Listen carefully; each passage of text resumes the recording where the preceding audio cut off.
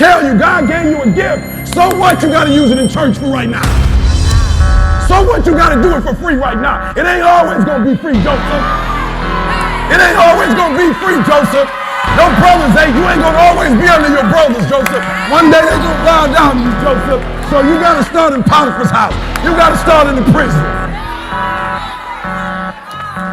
But one day, you're going to listen to me very closely. One day, you will do the exact same thing. You just will do it on a bigger level. Go back and read the Bible. Joseph didn't do anything different than he did in Potiphar's house. He didn't do anything different in prison. He did the exact same work.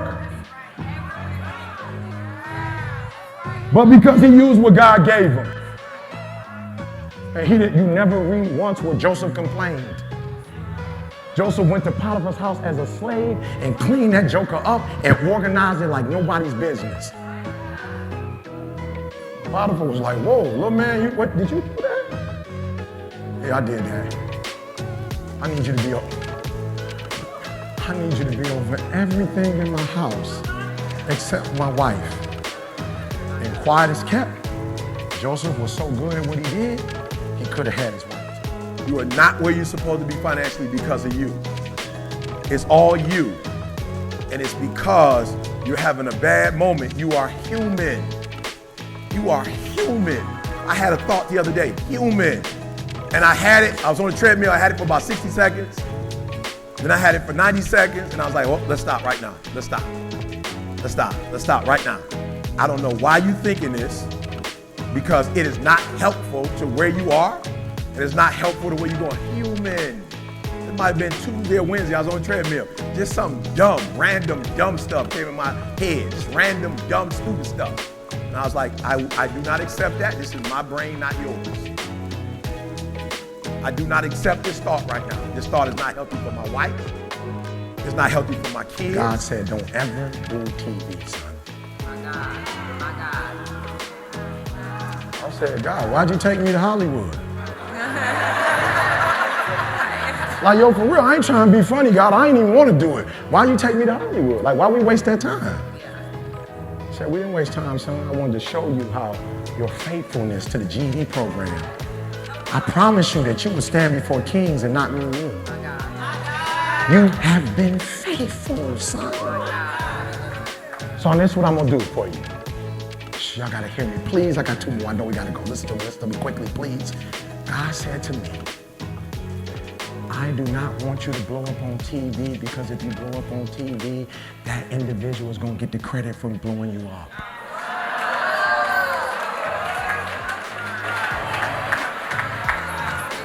And I'm a jealous God. My God, a jealous God. So what I'm going to do is I'm going to blow you up like no human has ever been.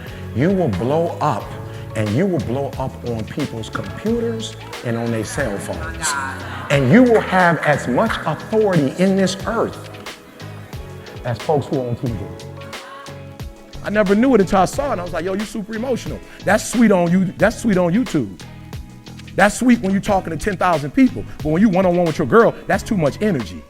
And you got to pull it back. So when I took the test, I saw my girl in 99D, which means when you start coming at her like that,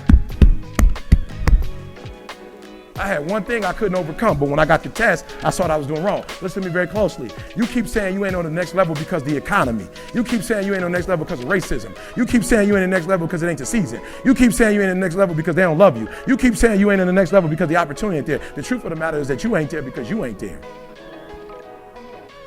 I could have fixed this years ago, but I didn't know it was a problem. But that's why it's important to do professional development. I spent money to get this after I got my PhD. Because I wanted to get better, because it wasn't working. And although we might not have argued, it might have been like once every 3 months. But let me tell you something. When you don't argue for 3 months, that day you do argue, it negates everything. It tears everything up. And I was tripping because I was like, it ain't fair for you to tell me not to be emotional just because you ain't emotional. But it was like, Eric, it doesn't matter. Do you want this marriage to work or not? And there's some of you, you know what you want. You know what you want, but you are not personally willing to do the work it takes to get it. What you're trying to do is do what you've done on this level and get the next level. You're trying to do exactly, it's your turn. There's nothing wrong. You don't owe nobody nothing. It's your turn. You shouldn't feel guilty. It's your turn. It's your time. You've blessed everybody else. You've set everybody else for success. You've compromised you for them, and look where you are. It's time for you. And don't you know that the best thing you could do for them is to be the best version of you? Don't you understand that? That you're not helping them by not being the best version of you? The only way you really gonna bless them is to be the best you can be. So here's my last one. Have a seat, here's my last one. So I told you the who and why. This is important. This is important, guys. This is important. I need when you leave this room, pray for. You know what to do. You know who you need to be.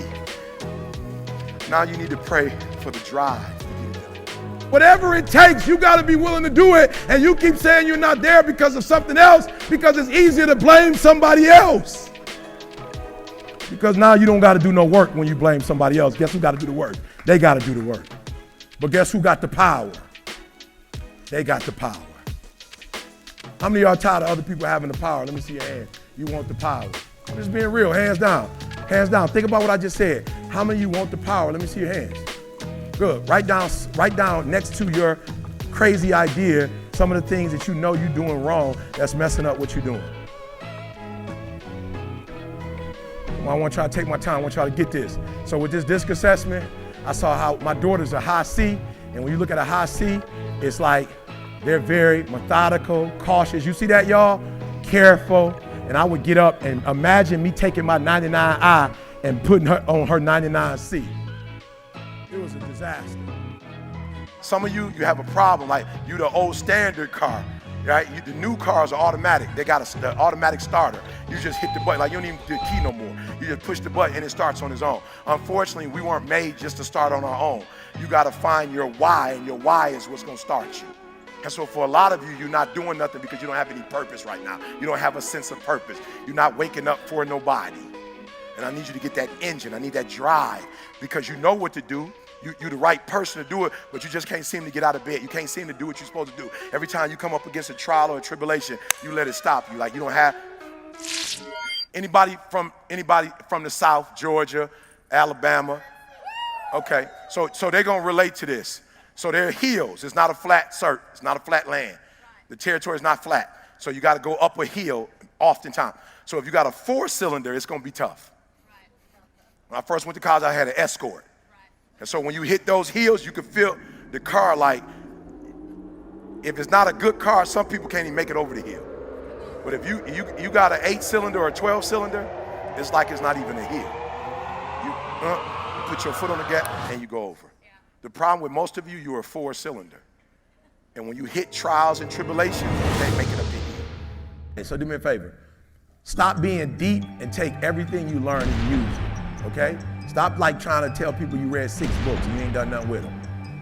I'm just believing religious people kill me. I read the whole Bible and ain't nothing changed. You the same person. But it's like you get brownie points for reading the whole Bible. Like I go to church every Sabbath and you get brownie points for that? Like, what do you get for that? It's about change, right? So I don't want you to read the Bible. I just want you to find 3 scriptures this year that you can read and let them do it. Read 4 books and do what they tell you to do. Matter of fact, read 1 book and do what the book tell you to do. Like, for real, just read 1 chapter and put the book down. Do what the chapter tell you to do. I'm just being real. What does it benefit you to read the whole book and you're not using it? All right, so this is the year of execution. Like we're gonna execute in small ways, and those executions. I wanna help you as I leave, because people look at me and go, E, man, you passionate, got going on. A little bit over 3 years ago, I got a call from my wife coming home from work. She said, sweetheart, I could hear the trepidation, I could hear it in her voice. I'm like, boo, what's up, what's going on? She's like, help. I said, help, what's wrong? You got in an accident? No, I'm lost. I said, lost? We live in Lansing. There's not even a freeway. She's like, no, I don't know where I am. I said, stop playing. She's like, no, I'm serious. I don't know where I am. I said, okay, do me a huge favor. Are you near a McDonald's?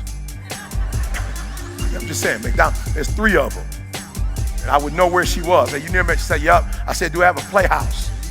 She said, yup. I said, all right, you're on Martin Luther King. You're on the south side, I'm on my way.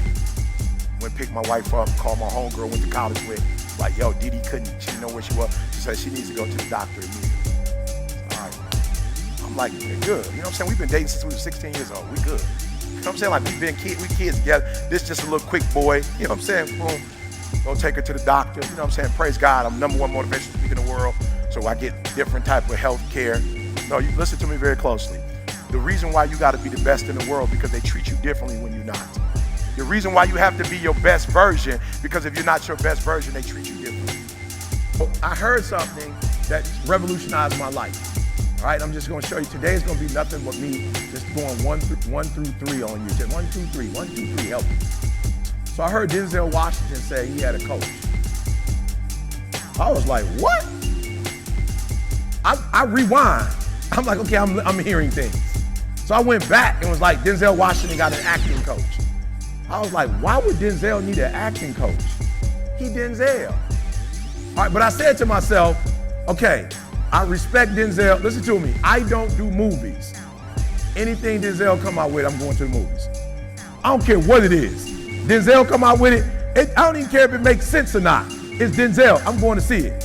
I ain't Philadelphia, I don't know nothing about that. I'm like, but Denzel's starting in it. Training Day, I sat through Training Day, it was like a crazy feeling like, yo, I ain't really getting this killing and the stupid stuff that they doing, but it's Denzel.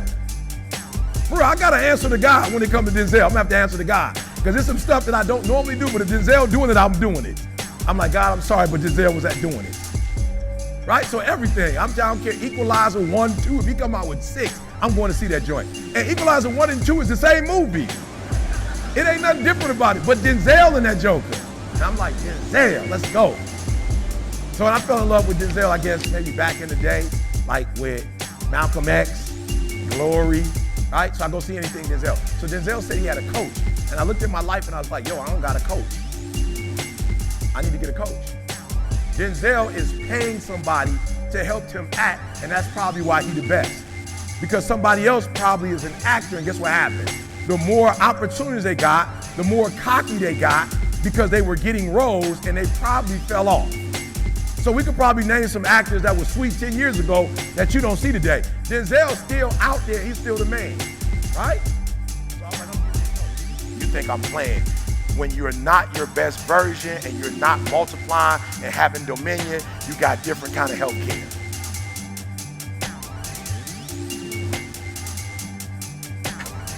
Look, my wife, okay, so we go to the hospital. I know something wrong because we sit in the room and it takes 40 minutes for him to come in. So I'm like, okay, usually it takes a long time because they're trying to think of like how are we gonna break the news to them. So they cut the lights off. We got a screen like this. They show her brain, the image of her brain. And they take the little laser boy and put it up on the, and when I look at it, you see like 7 little spots on her brain. So I ain't no doctor. I tell you, I got a GED. I ain't brilliant, but I ain't dumb. I know those spots ain't supposed to be here. And so I'm talking to the doctor, and she, they going roundabout. I'm like, look, man, just, what I'm saying, just keep it 100. What is this? She's like, well, we don't know if it's cancerous, but we believe that it's MS, it's multiple sclerosis. And I was like, all right, what is that? You know what I'm saying? I don't know what that is. I'm like, what is it? Is she gonna die? That's the first thing. For real, like, you don't know. Like, that's the first thing. I'm like, is she gonna die? It was like, no, it's chronic. She's gonna live with it forever. I'm like, what? Well, see, it's here, but if it get on her spine, then she's not gonna be able to walk. She could possibly not see. Like, we going over all the hookup. I'm like, all right, bet. We leave the hospital. My wife is looking at me in the hospital. My girl don't cry. Doctor asked her, like, yo, you straight? My wife, she don't move. The doctor's like, okay, good. Now, you're gonna have to take off work for about 3 or 4 months because we're gonna have to do some testing. And my girl started a teardrop.